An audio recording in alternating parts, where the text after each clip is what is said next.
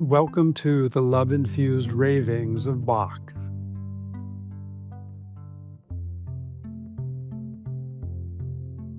Lost.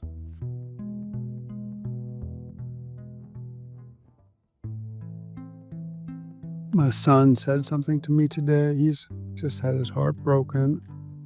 He said he was feeling kind of lost. And I thought, what a profound thing to say, to be aware of. There's a very particular feel to it. And it takes courage to sit in it, to know it. And it's such a hard thing for us as humans to admit that we're feeling lost. It's one thing to get lost, which has enough shame connected to it. But then to feel lost is such a powerful time. We call it feeling lost. That's as close as we can come. I think it's more like we don't know who we are, but we say lost as though we don't know where we are. But I think it's just other words like I don't know who I am right now. Like my story about myself has changed so dramatically, in this case from a romantic relationship ending and something that was such a part of his identity for 2.5 years. That story of yourself has become well trodden, and all of a sudden when it's taken away, the whole thing, I don't know who I am anymore. I'm lost. And again, so powerful, such a powerful state. And if you allow yourself to really feel it instead of trying to get away from it, it's a powerful moment to see into ourselves. I'm feeling lost. I'm just feeling lost, Dad. Yeah, I know. I understand. It's such a uncomfortable feeling, and it's really scary, More than anything, it's really scary. It's like the facade has been crumbled temporarily.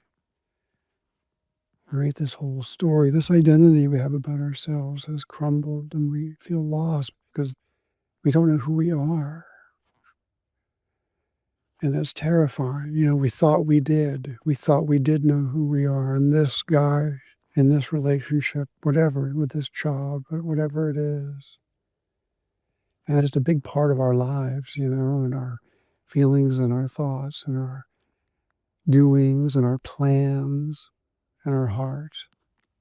And that takes a big part of our lives. It'd be interesting if you had a pie chart of identity. I'm human. That's our most basic identity in our minds, that we're human. And then we go down to, I'm a man. I'm an American. I'm this, whatever the list of identities is in hierarchy. But, most of it we don't think about much.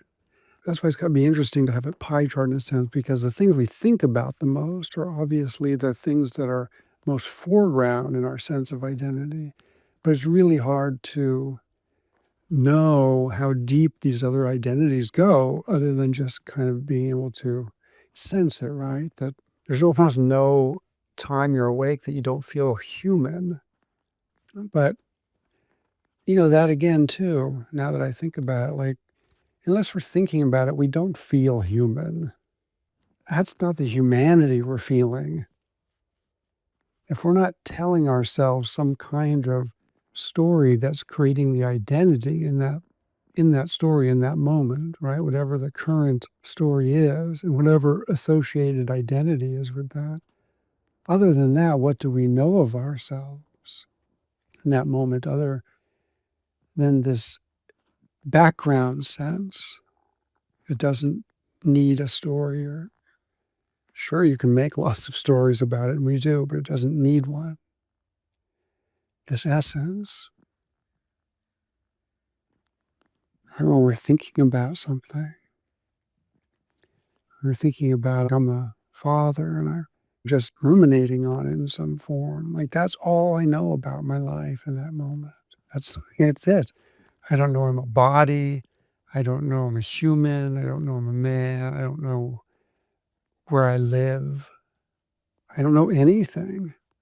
I don't know where I am. I don't know who I am.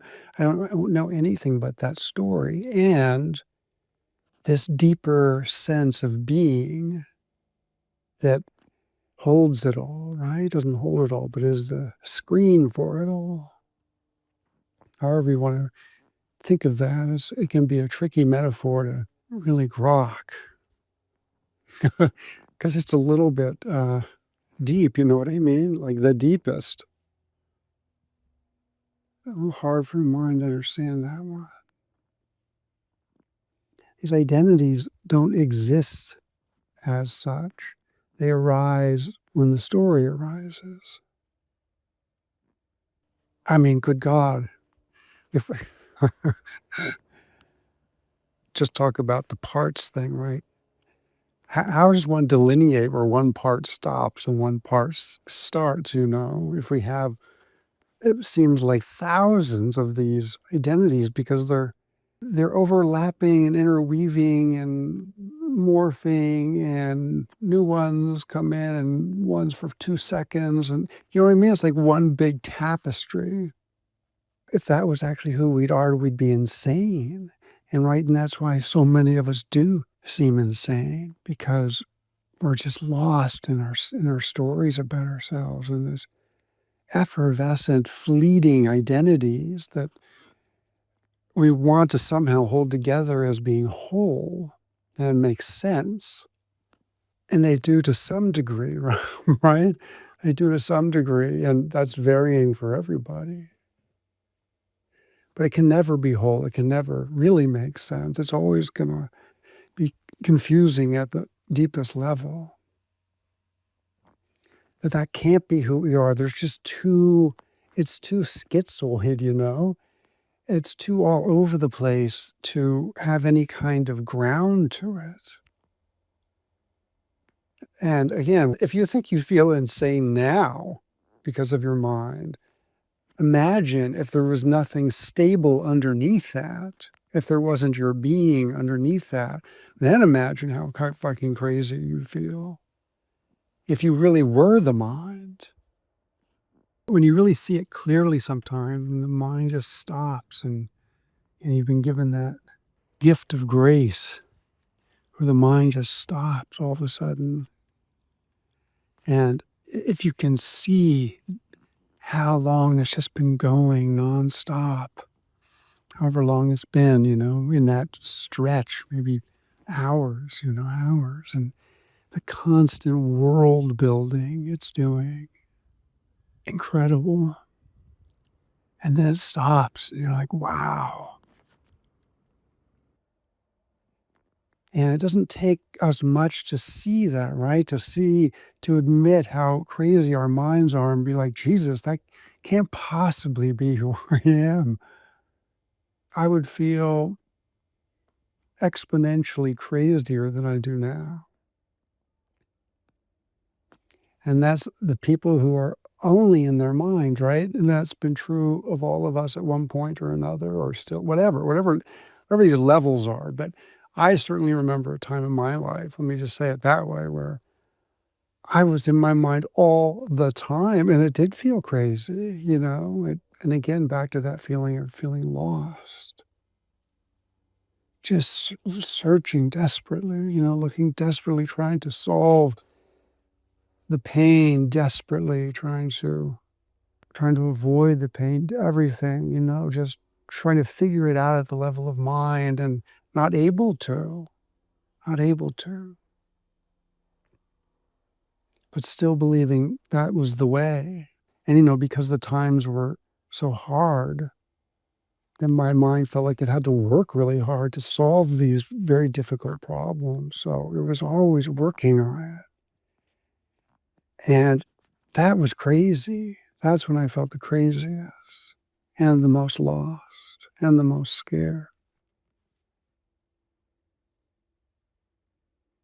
It's in the mind all the time.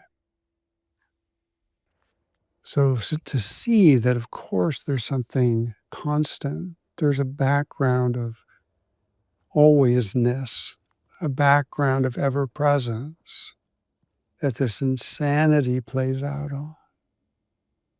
There has to be, right? You can see that, you can feel that. No matter where you are in your, relationship with thought at the moment,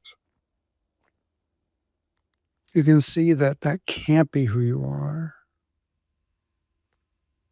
It's not that it's not happening or you're not experiencing it or that it's not real in that sense, but it's far too fleeting, all of it. It's far too fleeting to ever feel like a foundation. And whatever level you can feel that out in yourself, that there is this ever-present foundation. Everybody has it. You're right. It's one foundation, right? Foundation of being, whatever you want to call it. Same by any word, of course. That's how you find yourself. But is this constant sense of yourself that's always been there? You could even say a couple sentences out loud. Notice that you're quiet for a few moments and then say a few sentences and then stop. And feel after that. Feel when you stop, feel the kind of quiet, just maybe for a few seconds when you stop talking. Feel it before you talk and feel it after you talk. And it just gives you that sense that these words and sentences are coming out and they're doing their little life and then they stop. And that same thing that was there before those sentences is there after those sentences. There's just a background of stillness, of quiet.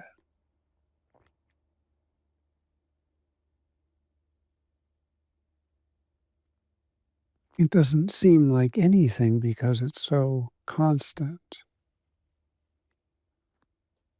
And the mind will also want to tell you, well, it's got to be boring if it's constant.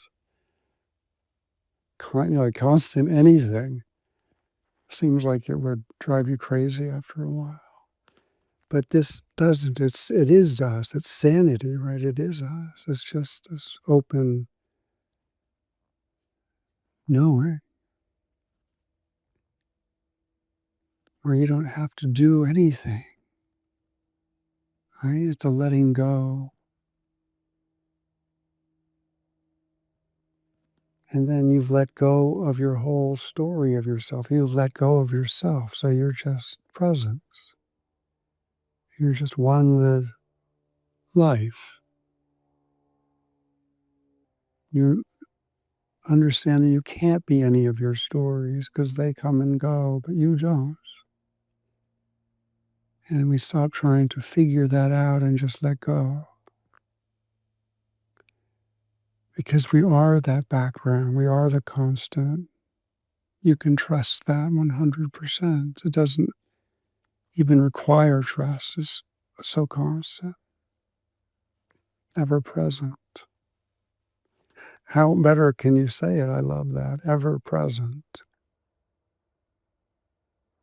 Also, the wording makes you realize it's not one moment after another, like building time, but in moments. It's ever present, ever presence. It's presence now, right now, fresh, new, timeless.